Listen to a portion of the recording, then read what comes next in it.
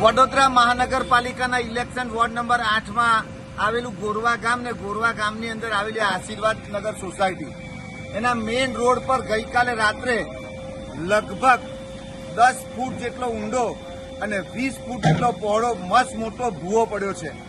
આ ભૂવો એ ભ્રષ્ટાચારનો ભૂવો છે, કારણ કે જ્યારે શરૂઆત થઈ આની અંદર પાણી નીકળવાની ત્યારથી જ સ્થાનિક લોકોએ ચૂંટાયેલા પ્રતિનિધિઓને વારંવાર જાણ કરી છે, વહીવટી તંત્રને વારંવાર જાણ કરી છે, પણ ક્યાંક ને ક્યાંક આ તંત્ર એ ઘોડા છૂટ્યા પછી જ તબેલાને તાળા મારવા, કોઈ ઘટના બની જાય પછી જ એની અંદર ઇમ્પ્લિમેન્ટ કરવાનું કામ કરે છે। ત્યારે આજે તમે જુઓ કે આ મેઇન રોડ છે, આ રોડ પર અનેક વાહનો જતા હોય છે, નાના નાના બાળકોને લઈ જતી વાન, સ્કૂલે લઈ જતી વાન હોય છે।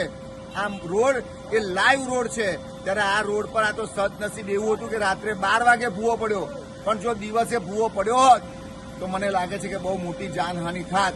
પરંતુ હજુ પણ તંત્રએ જાગવાની જરૂર છે।